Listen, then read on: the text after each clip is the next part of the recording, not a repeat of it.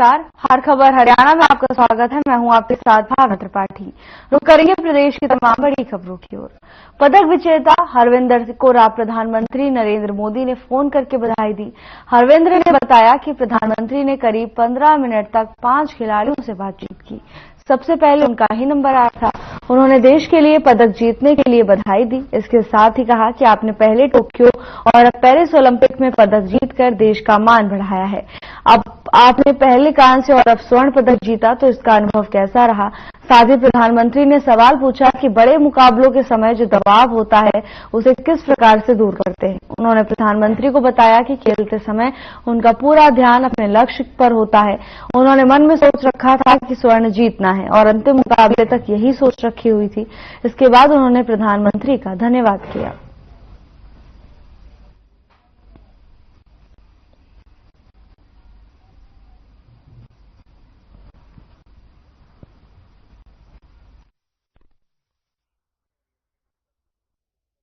Process पे ध्यान दिया तो वो चीजें सर काम आई, क्योंकि मुझे जी चलिए, मेरी बहुत बहुत शुभकामनाएं हैं।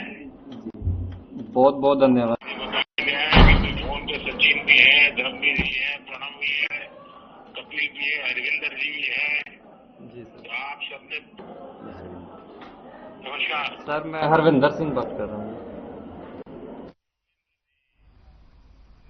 खबर अंबाला से है, जहां कांग्रेस और आम आदमी पार्टी के गठबंधन टूटने को लेकर पूर्व गृह मंत्री अनिल विज ने कहा कि आम आदमी पार्टी ने कांग्रेस को ठेंगा दिखा दिया। ये पहले तो दोनों मिलकर चुनाव लड़ना चाहते थे, लेकिन अब आम आदमी पार्टी ने उन्हें ठेंगा दिखा दिया है।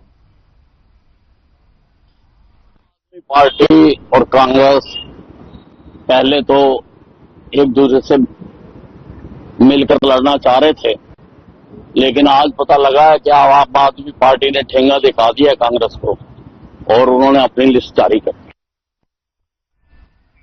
इस वक्त की बड़ी खबर की ओर रुख करेंगे। आदर्श आचार संहिता की उल्लंघना का मामला। सीविजिल ऐप पर मिली हैं 4,573 शिकायतें, 4,264 शिकायतें मिली सही। सीविजिल पर फोटो, ऑडियो, वीडियो हो सकता है अपलोड। शिकायतों का 100 मिनट के अंदर निपटान होगा। किसी भी समय शिकायत दर्ज करवा सकते हैं। सीविजिल पर फोटो, ऑडियो और वीडियो अपलोड किया जा सकता है। शिकायतों का 100 मिनट के अंदर ही निपटान किया जाएगा। चंडीगढ़ से इस वक्त की बड़ी खबर। आदर्श आचार संहिता के उल्लंघन का मामला। सीविजिल ऐप पर कई शिकायतें मिली हैं। 4,264 शिकायतें सही पाई गई हैं। ऐप पर फोटो, ऑडियो और वीडियो अपलोड किया जा सकता है। आदर्श आचार संहिता की उल्लंघन सीविजिल ऐप पर 4,573 शिकायतें मिली हैं। 4,264 शिकायतें सही मिली हैं।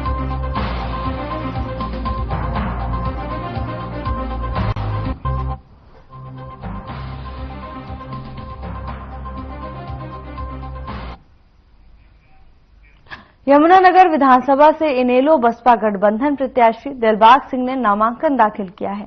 नामांकन भरने के बाद वो बीजेपी पर हमलावर नजर आए। इस दौरान उन्होंने कहा कि यमुनानगर की जनता बीजेपी से ठगा सा महसूस कर रही है।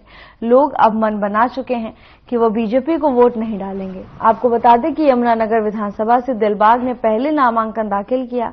वो चौथी बार विधानसभा चुनाव में उतरे हैं। दिलबाग सिंह साल 2009 में इनेलो से विधायक रह चुके हैं। साल 2014 और 2019 में वो दूसरे स्थान पर रहे थे, लेकिन इस बार मुकाबला बीजेपी, कांग्रेस और इनेलो बसपा गठबंधन के बीच में है। दिलबाग सिंह खुद को अपनी जीत का दावा कर रहे हैं। वहीं फिलहाल कांग्रेस का प्रत्याशी अभी तक मैदान में नहीं उतरा है।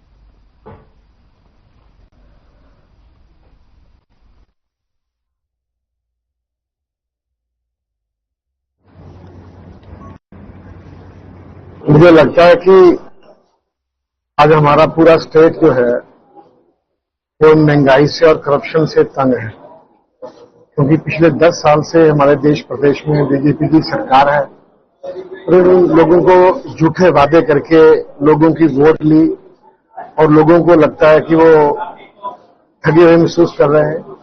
तो इस पर यमुनानगर की जनता है, इन्होंने मन बनाया है कि बीजेपी को हराना है और लोग मुझे बहुत प्यार दे रहे हैं। मुझे बहुत विश्वास है कि लोग जनता मुझे विश्वास प्यार दे रही है।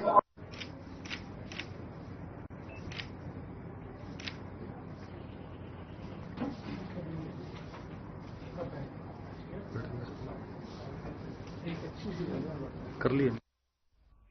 झज्जर हलके के गांव बादली में गुलिया खाप की पंचायत का आयोजन किया गया, जिसमें बादली हलके की सरदारी ने बढ़ चढ़कर हिस्सा लिया।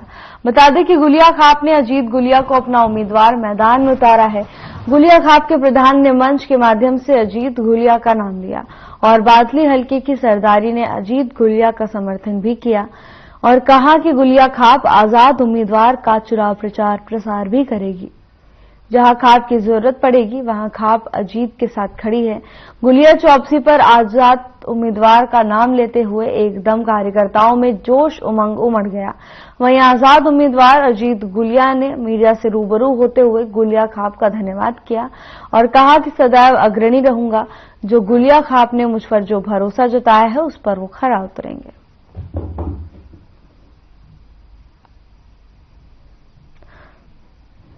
झज्जर में गुलिया खाप की पंचायत का आयोजन किया गया। इस दौरान उन्होंने अजीत गुलिया को बढ़ चढ़कर समर्थन किया। उन्होंने कहा कि अजीत गुलिया के लिए जोर से प्रचार प्रसार करेंगे।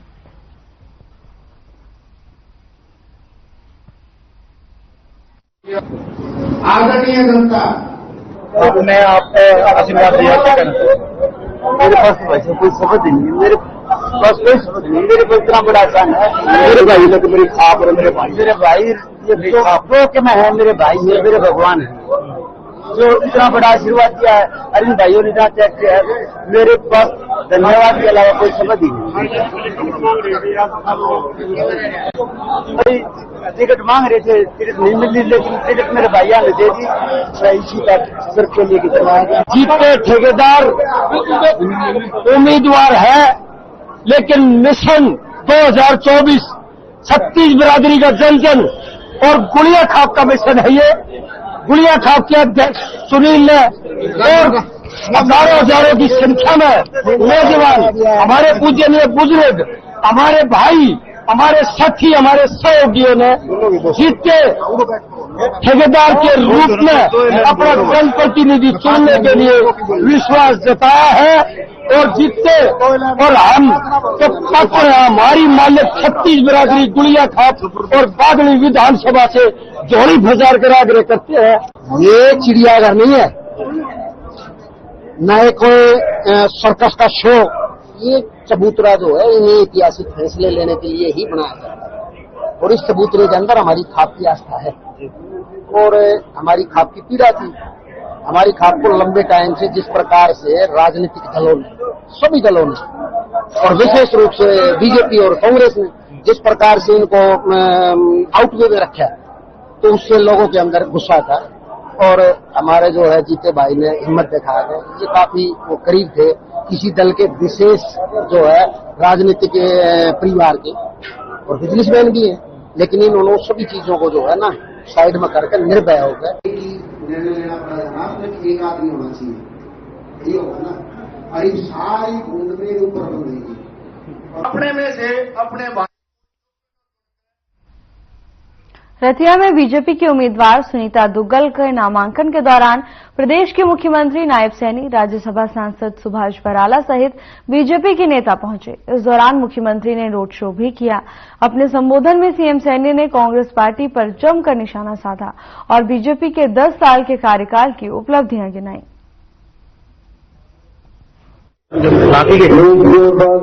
के साथ आपकी आवाज दुनिया के सबसे लोकप्रिय नेता महासचिव प्रधानमंत्री को सुनाई देनी चाहिए। मुझे की संकल्प की मुट्ठी भींच करके दोनों हाथ ऊपर करके एक जोरदार बेटे के साथ भारत माता के, भारत माता के मंच पर विराजमान आज हम सबको आशीर्वाद देने के लिए यहाँ पर पधारे परम श्रद्धेय स्वामी धर्मदेव जी महाराज मंच पर विराजमान आप सबका आशीर्वाद लेने के लिए आज यहाँ पर पधारे हैं बहुत ऊपर नेत्री भाइयों, मैं आप लोगों को कहना चाहता हूं कि अगर कोई काम लेकर के मोदी जी के पास चले जाए तो मोदी जी तुरंत इनके काम को कभी जवाब दे देते और काम को तुरंत कार्य करने का आदेश पारित कर देते हैं। आज जो आपकी लोकप्रिय प्रत्याशी और हमारी इस क्षेत्र की पूर्व सांसद रही, क्योंकि मैंने तो देखा है लोकसभा के अंदर मेरे साथी सांसद रही है और जब भी शिक्षा की कोई बात आती थी कहीं पर भी ये होती थी तुरंत आपकी आवाज को बुलंद तरीके से सरकार के सामने रखने का भी लोकसभा के पटल के ऊपर काम करती थी। ऐसी आपकी लोकप्रिय प्रत्याशी सुनीता दुग्गल जी हमारे बीच में भारतीय जनता पार्टी के बहुत ही वरिष्ठ नेता, लगातार हरियाणा प्रदेश के अध्यक्ष रहे, विभिन्न पदों के ऊपर जिन्होंने भारतीय जनता बहादुरगढ़ से निर्दलीय उम्मीदवार राजेश जून का प्रचार जोर शोर से चल रहा है। राजेश जून को नगर पार्षदों, जिला परिषद, ब्लॉक समिति के सदस्यों और कई गांव के सरपंचों का भी समर्थन मिल रहा है। राजेश जून ने दावा किया है कि वो इस बार बहादुरगढ़ विधानसभा क्षेत्र से चुनाव में रिकॉर्ड मतों से जीत हासिल करने जा रहे हैं। साथ ही उन्होंने बताया कि वो 11 सितंबर को अपना नामांकन पत्र दाखिल करेंगे। इस दौरान उन्होंने अपने समर्थकों से भारी संख्या में कार्यक्रम में शामिल होने की अपील की। राजेश जून 11 सितंबर को नामांकन पत्र दाखिल करने से पहले अपने कार्यालय से एक रोड शो शुरू करेंगे और भारी भीड़ के साथ नामांकन पत्र दाखिल करने के लिए रवाना होंगे।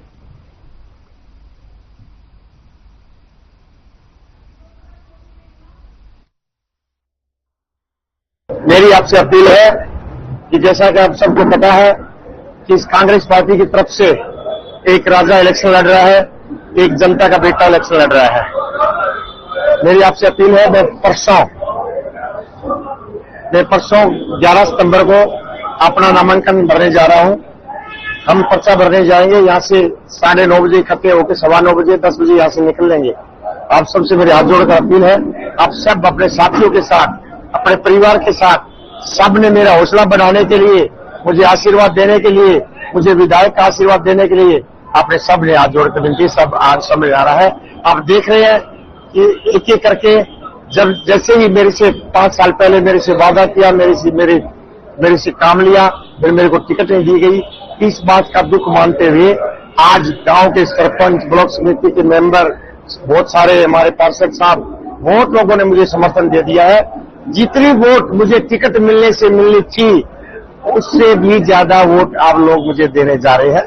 आपसे अपील है, ज्यादा से ज्यादा संख्या में 11 सितंबर को सुबह 9 सवा 9 बजे मेरे कार्यालय पर जरूर आए।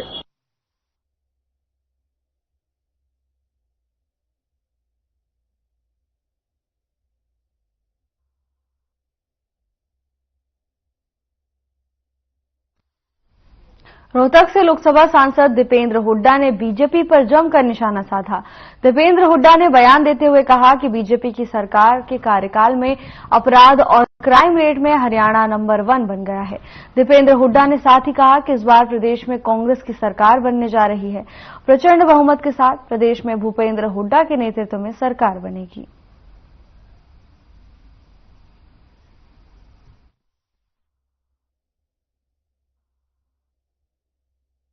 हमारे प्रत्याशी, हमारे भाई कुलदीप बस्सी के नामांकन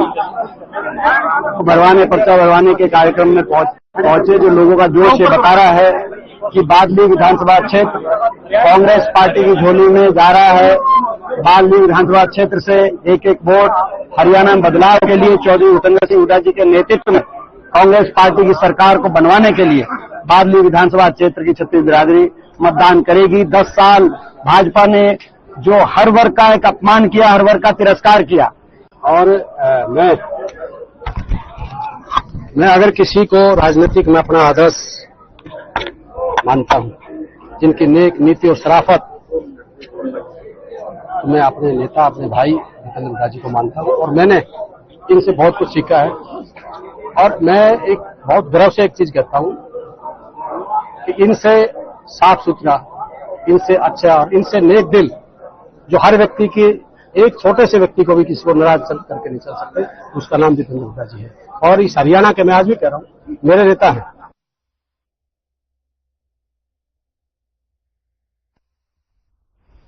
हरियाणा में विधानसभा चुनाव को लेकर हलचल तेज है, तो वहीं सियासी प्रतिक्रियाओं की भी बाढ़ आ गई है। बीजेपी प्रत्याशी टेकचंद शर्मा का बयान सामने आया। उन्होंने कहा कि इस बार पृथला विधानसभा क्षेत्र में कमल जरूर खिलेगा। तो वहीं नयनपाल रावत के बयान को लेकर कृष्णपाल गुर्जर के साथ टेकचंद शर्मा को गद्दार कहे जाने वाले सवाल पर टेकचंद शर्मा ने जवाब देते हुए कहा कि हमारी पार्टी में कृष्णपाल गुर्जर और मुझे गद्दार कहने वाले नयनपाल रावत आखिर होते कौन हैं? ना ही वो हमारी पार्टी में है, ना ही उन्हें कोई अधिकार है किसी को गद्दार कहने का।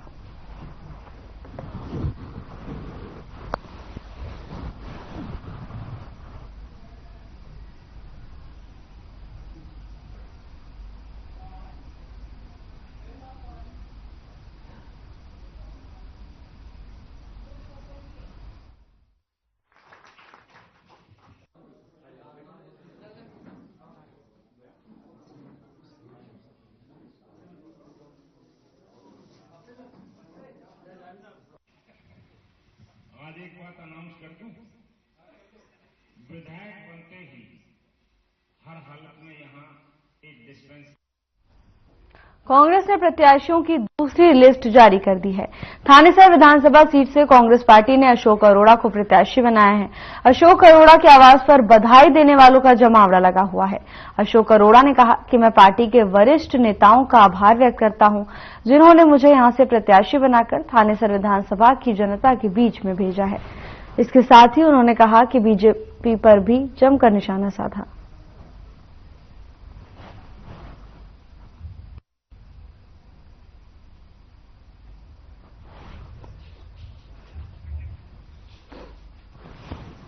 कांग्रेस की लिस्ट जारी होने के बाद थानेसर में खुशी की लहर देखी गई। आपको बता दें कि थानेसर से अशोक अरोड़ा को टिकट दिया गया है, जिसके बाद उनके समर्थकों में खुशी की लहर देखने को मिली है।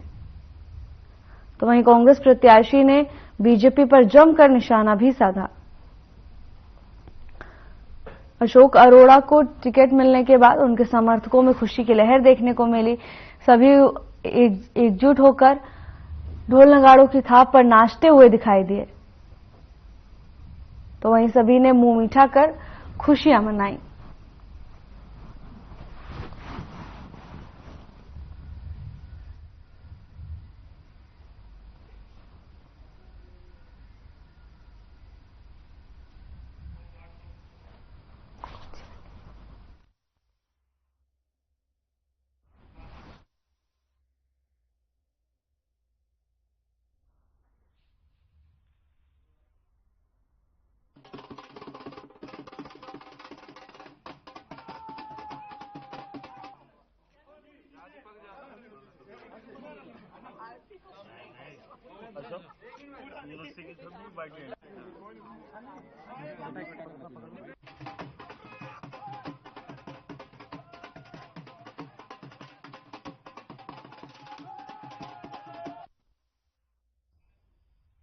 प्रत्याशियों के नाम घोषित होने के बाद अब नामांकन का सिलसिला भी शुरू हो गया है। अंबाला से बीजेपी प्रत्याशी असीम गोयल ने अपना नामांकन दाखिल किया। इस मौके पर उनके साथ मुख्यमंत्री नायब सैनी भी मौजूद रहे। नॉमिनेशन के बाद असीम गोयल ने मीडिया से बात करते हुए अपनी जीत का दावा किया और विकास के मुद्दे पर चुनाव लड़ने की बात कही। इस मौके पर उन्होंने हिमाचल सरकार द्वारा भांग की खेती को लीगल करने के फैसले पर भी तंज कसा और पूर्व मुख्यमंत्री भूपेंद्र सिंह हुड्डा के बयान पर भी तीखा प्रहार किया।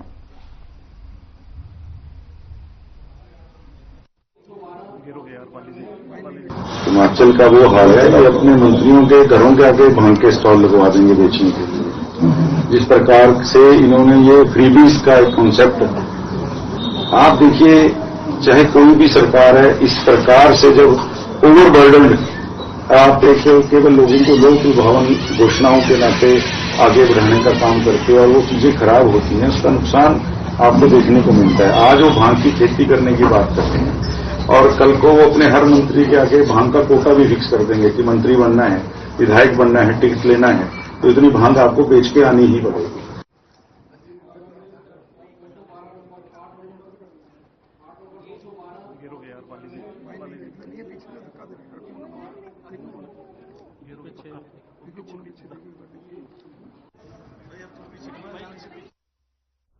पैरा ओलंपिक्स में ब्रॉन्ज मेडल जीतने के बाद विजेता मोना अग्रवाल अपने ससुराल पहुंची, जहां ग्रामीणों ने उनका भव्य स्वागत किया। अपनी ससुराल नांगल चौधरी के गांव कालबा पहुंची मेडल विजेता मोना अग्रवाल का ग्रामीणों ने भव्य स्वागत किया और ढोल नगाड़ों से अनेक गांवों की पंचायतों ने सम्मानित किया। समाज सेवी परमेश सांगवान और विनीत पिलानिया ने नगद राशि देकर खिलाड़ी का हौसला अफजाई किया। वहीं परमेश सांगवान ने सरकार से खिलाड़ियों के लिए खेल सुविधाओं के अभाव को दूर करने की अपील की, ताकि इस क्षेत्र की प्रतिभाओं को निखारने का मौका मिले, क्योंकि इस क्षेत्र में प्रतिभाओं की कमी नहीं है, बशर्ते उन्हें निखारने के लिए सुविधाओं की जरूरत।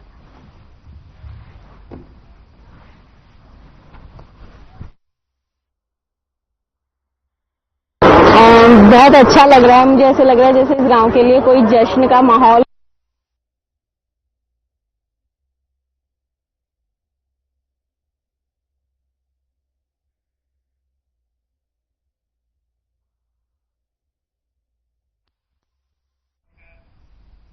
फिलहाल के लिए बस इतना ही। अब वक्त हो चला है डॉक्टर राकेश गुप्ता के साथ हमारे खास कार्यक्रम प्लस माइनस का। 5 साल पहले वर्ष 2019